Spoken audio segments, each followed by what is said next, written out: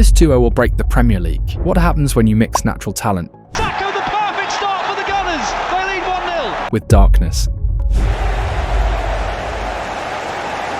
That's the question every defender in England will be asking the moment they face Arsenal this season. Because Mikel Arteta has done something terrifying. Last year, he built the best defence in the Premier League. A wall, a unit.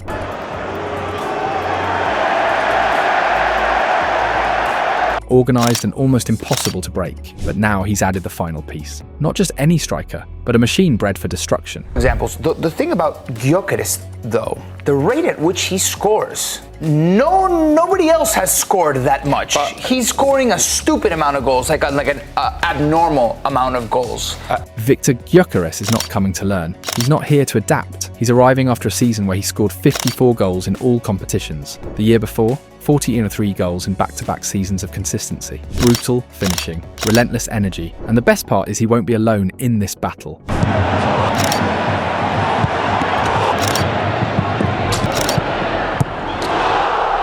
Because on the right wing, ready to explode like never before, is the face of Arsenal's future, Bukayo Saka. Still only 23, Saka has already carried this team through injuries, setbacks and high expectations. That's why I have mad respect for Bukayo, and yeah, I have a soft spot for him. He's my favorite player. He's been there for a long time. He's so nice. I never thought he was going to reach the level that we're seeing. He's a starter for England, he's a starter obviously for Arsenal. I remember when he started at the beginning, he was playing wing back, on the left, on the right, wherever there was a position he was playing and he was doing well. And the evolution of his game is just outstanding. But this season something changes. He doesn't have to do it all by himself. Now he has a true partner. Someone who fixes defenders in place, who opens up space, who lets Saka do what he does best: cut, accelerate and punish.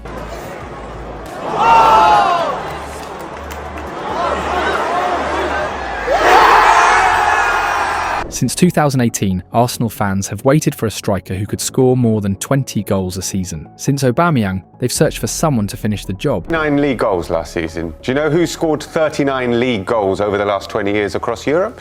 Not many players. Yeah, no. Cristiano Ronaldo, Leo Messi, Luis Suarez and unbelievable. Lewandowski. Those are the only players that have hit those numbers. But this isn't about repeating the past. This is about building a future. One that starts with fire, chaos and two men who were born for the big moments. Gyökeres and Saka will destroy defences this season. And this time, there are no excuses. Arsenal has the defence. Now it has the firepower. And the Premier League better be ready. Gyökeres changed the perception of how we see a centre forward. For 2 straight seasons, this man has been terrorising defenders across Portugal, racking up 97 goals in just over 8,400 minutes, basically averaging a goal per game. Those numbers aren't just great, they're insane. And the way he gets them, that's the real story. We're talking about a striker who's a wrecking ball with the brain of a surgeon. He crashes into channels, bulldozes centre-backs, and still finds a way to strike the ball clean, crisp and deadly. Watching him play is like watching a tank breakdance. It's violent, it's explosive, and somehow it's graceful. But here's the question everyone's asking. Will this madness work in the Premier League? Because this isn't Portugal. This is the toughest, fastest, most physical league on the planet. This is not a situation about give him time, bed him in, let him adjust. No. He needs to go in there and start scoring goals straight away, because when you look at the history of the Premier League titles, they always have an attacker that scored at least 20 Premier League goals. This is where great reputations go to die. And Arsenal, they're not just bringing Gyökeres in to be another striker, they're bringing him in to be the guy, the final piece, the one who unlocks the title. His level of productivity and consistency needs to be at the level of Salah and Erling Haaland. Now that's historic levels, but that's what it's going to take for Arsenal to turn those games that you mentioned, those draws, into wins, and to turn those single points into 3 points, and to actually be there in the end where they think they should be. Last season, Victor Gyökeres didn't just perform, he exploded. 54 goals and 13 assists, adding up to a mind-blowing 67 goal contributions in a single season. That's not just good, that's freakish. That's video game stats in real life. From Victor Gyökeres, if we're really honest with ourselves, because none of us are sitting back watching the Portuguese league every weekend. We're not doing it, okay? And that's the truth, right? And anybody that tells you, I'm all about it. Oh, I know what's happening between Sporting and Gil Vicente. Yeah, no, you don't. Because lighting up the Portuguese league is one thing, but doing it under the lights at Anfield or the Etihad, That's a whole different beast. If we want a glimpse of how Gyökeres performs against real Champions League level opposition, we've got to look at his matches against Porto and Benfica, the two giants of Portugal, both regulars on the European stage. And guess what? He held his own, scored against Porto in a 2-0 win, registered an assist in a 1-0 win over Benfica.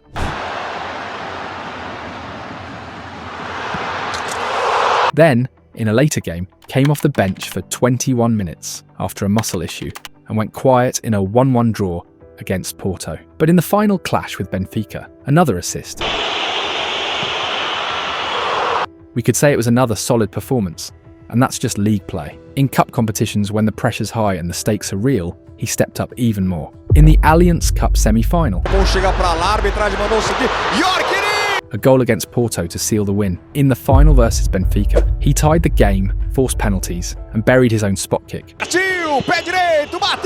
Though Sporting ultimately lost 8-7, and then came the big one, Taça de Portugal final. Another goal, another victory, another trophy. So yeah, against elite domestic teams, he hasn't gone missing. He's shown up. Oh, it's what we have seen in Champions League from Victor Gyökeres.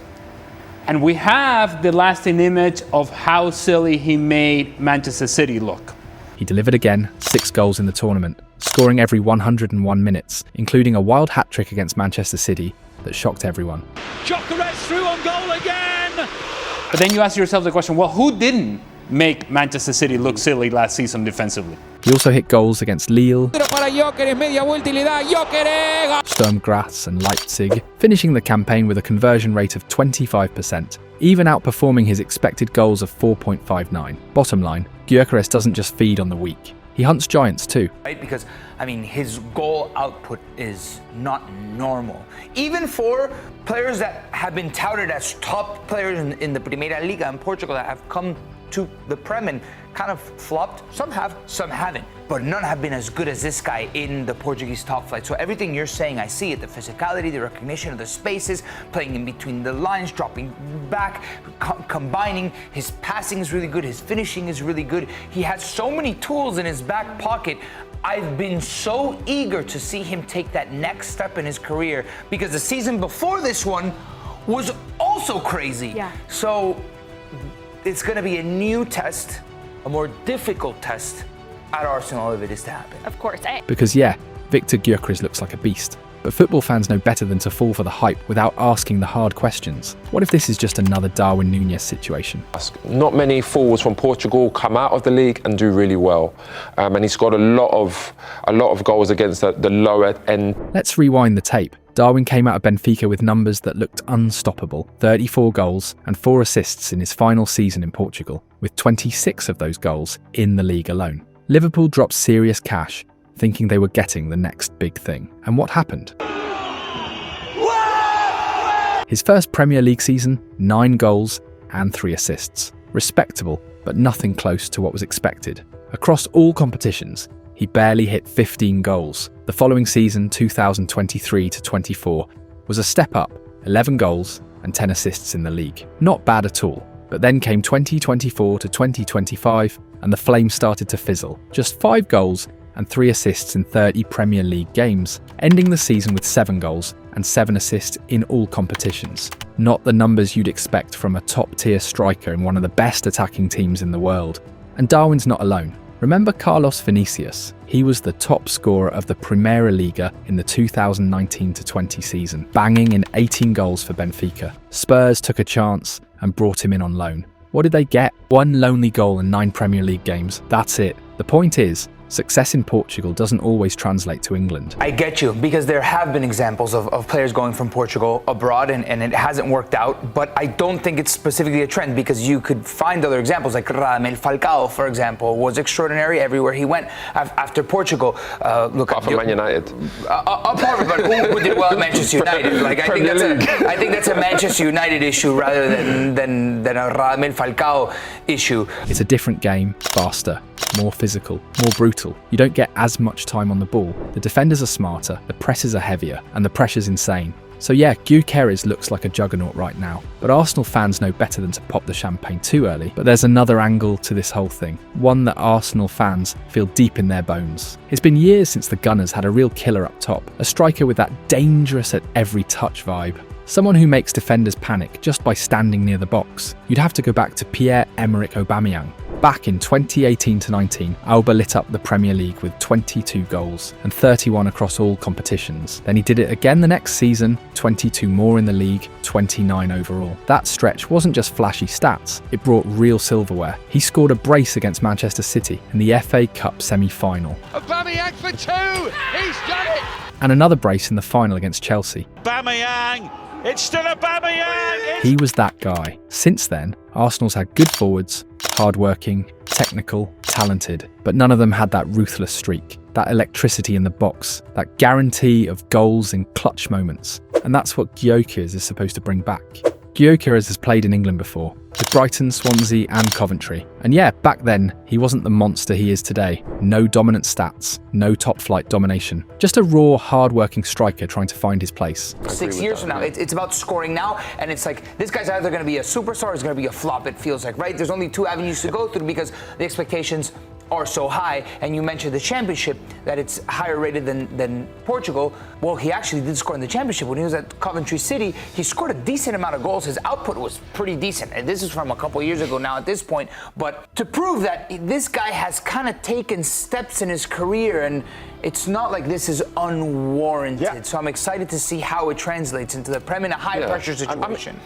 Back when he played for Coventry City, he showed what happens when you give him minutes and confidence. In the 2021-22 season, he scored 18 goals and added 5 assists. Then the next year, he cranked it up, 22 goals, 12 assists in 2022-23. That's production. He even helped Coventry reach the Championship playoff final. They lost on penalties to Luton, but the statement was made. Gyökeres was climbing. Season after season, he's gotten better and better. More goals, more danger, more fire. The trend is clear. He's rising fast. But now we have to ask the real question. How does he fit into Mikel Arteta's system? Gyökeres is used to playing in high-speed counter-attacking systems. He thrives when he has space to run into. He doesn't drop deep to link up play. He wants to attack, full speed ahead. He wants to destroy, and he loves drifting into wide areas, which is unusual for a pure striker. But it works for him. He pulls defenders out of position, creates chaos, and builds plays all on his own from the flanks. Last season, he made 85 sprints behind the defensive line at a pace of 25 kilometers per hour or more. That's more than double any other striker in Portugal. Even in the Premier League, no one comes close. Nicholas Jackson leads there with 61. So what's the issue? The Premier League doesn't give you that kind of space. Defenders are faster, smarter, tighter. The question becomes, can Arteta adjust the system to make Gyökeres lethal, even without open grass ahead? Well, last season Arsenal didn't have a true number one. 9 for most of the year. That forced Arteta to improvise with fluid wide attackers, constantly switching positions, like Trossard and Martinelli, trying to confuse defences with quick interchanges. But here's the problem. Defenders weren't afraid. There was no natural striker to pin them back. No one with that aura of, I might score at any second. Without that threat, the opposing backlines could step higher and read the play more comfortably. That's why at some point, Mikel Merino even became a false 9. And it actually worked for stretches. He's smart, great with the ball, knows how to drop deep and pull defenders, opening space for midfielders and wingers to crash the box. What does Arsenal look like when Arteta finally has a real striker again? Alright, let's break it down. Mikel Arteta has tactical variants in his pocket, and all of them could make Gyökeres terrifying. Option 1, the classic trio.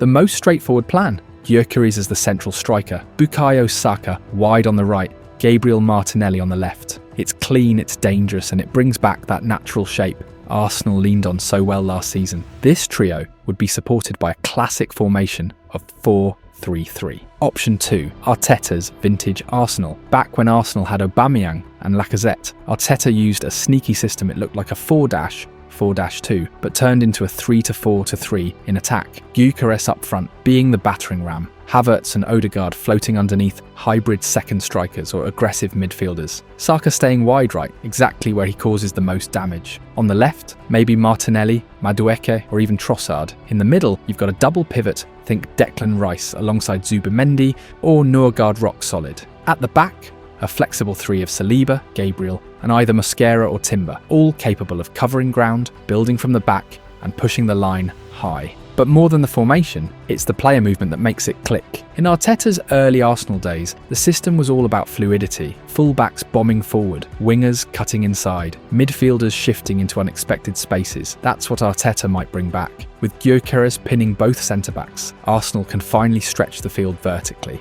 open the half spaces, and bring back that terrifying unpredictability they lacked in 2024 to 2025. There was many times last season where Arsenal are not particularly playing well, but you need a striker to sniff out a goal. And that's what we didn't have, because Havertz, he come deep a lot. But I think it's more important than any signing we've ever had, because he can get those scrappy goals, But this other issue, even if Arteta returns to his old system, in which there was a lot of movement throughout the attack, does not guarantee that Gyökeres will score 20 or more goals. For him, Arsenal don't get the space to run in behind very often that he excelled in. They don't play teams of the level that he scored most of his goals in. Everything you guys said was spot on. It is really important to add goals to this team, no doubt, based on what they had last season, and they needed a superstar striker. Gyökeres was maybe the best that was available on the market. But look, Mikel Arteta has always said Arsenal are not probably going to win the league by having that one player that wins the Golden Boot. He wants his team to spread the goals around. When they've really pushed for the title, it's been Saka getting 15, Ødegaard, Martinelli the same, and I kind of think that's what we'll end up seeing from Gyökeres. But even if Gyökeres scores 20 plus goals in the Premier League, it doesn't guarantee Arsenal the title. Just last season, Alexander Isak had a fantastic campaign. He dropped 23 goals in the league, world-class numbers, and yet Newcastle finished 5th. Same with Erling Haaland. We know what the Norwegian cyborg can do. He still scored 22 goals in the 2024-25 Premier League season. But Manchester City, they ended up 3rd. You need more than a killer striker to dominate it. You need chemistry, timing, balance, and most importantly, a partner in crime. And that's where Bukayo Saka comes in. Gone round him, Diaz, this is danger, still Diaz, great fit. Bukayo Saka has been one of the most important and consistent players for Arsenal's attack in recent years. Since 2019, he's steadily grown into the face of the club,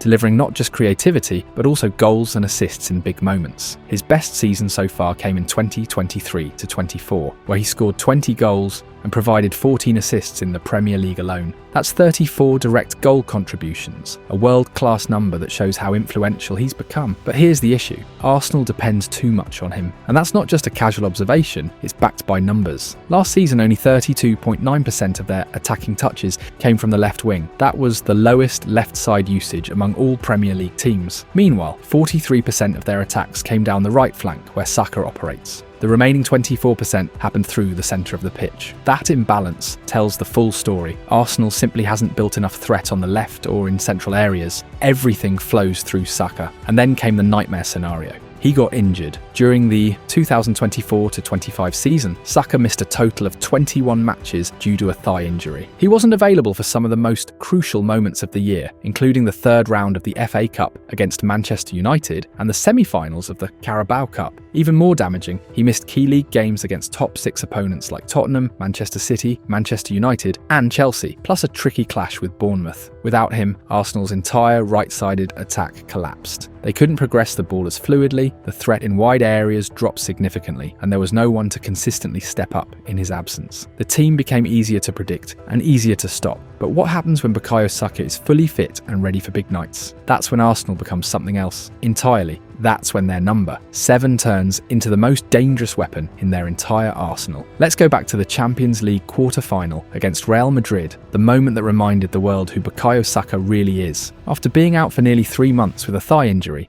Saka made his return to the starting 11 in the first leg at the Emirates. No warm-up, no hesitation, just immediate impact. From the first whistle, he was electric. By the end of that 3-0 win, Saka had led the entire match in progressive carries with 6. He was also 5th overall in involvement during attacking sequences. His heat map told the full story. He was everywhere down the right flank, combining constantly with Ødegaard, White and Rice. And every time he touched the ball, Real Madrid's defence looked shaky. Twice he drew fouls that Declan Rice turned into perfect top corner goals. That wasn't coincidence. It was Saka putting defenders in impossible positions, again and again. And then came the second leg at the Santiago Bernabeu. In that 2-1 victory, Saka showed another side of his game. At times he drifted more centrally, helping Arsenal progress through the middle when Madrid tried to overload the wings, but he never lost his explosiveness. On every counter-attack, Saka was the one leading the charge, and when it mattered most in the second half, he found space between Madrid's lines and struck the second goal, calmly placing the ball past Courtois after a perfectly timed run. This is the thing. If you're not ready for Saka, he will dismantle your defensive structure piece by piece. Whether he's wide on the right or popping up centrally, whether it's 5 minutes in or deep into stoppage time, he's a problem you can't solve. That's Arsenal's biggest problem, and their biggest opportunity. Bukayo Saka is clearly their best player, the most dangerous man on the pitch every time he plays. But that's also the issue. Everything runs through him. Too much, too often. And that kind of pressure can wear down even the most elite talents. That's why Viktor Gyökeres isn't just coming to score goals, he's coming to change the shape of Arsenal's attack, to open up space, to drag defenders out of position, to give players like Saka, Trossard, Havertz, Madueke and Martinelli the room they need to breathe and create. He fills the gaping hole Arsenal has carried at the centre of its front line. A true number 9, finally. With Gyökeres constantly making sharp runs in tight spaces, and Saka bursting down the right wing, Arsenal could finally have one of the most complete attacks in Europe. You'll have raw pace, clever passing, one-on-one threats on both flanks, and now, a striker who can finish plays or start them himself. This is what Mikel Arteta's system has been missing, but there's pressure too. Gyökeres needs to adapt fast. He'll have little time to settle in. Arsenal opens the season against Manchester United, a heavyweight clash from day one. And Arteta knows that to make this work, he must get Gyökeres and Saka clicking from the very first minute. No experiments, no delays. This attack has to be ready. Because if it works, if Gyökeres becomes the force he's shown he can be, if Saka stays healthy and continues to terrorise fullbacks across the league, then Arsenal might finally have what it takes to win the Premier League. Speed, power, goals. A new striker who can create chances out of nothing, a winger who can break any defence. For the first time in years, Arsenal has both. Now it's up to Mikel Arteta to put the pieces together and chase the title they've been dreaming of.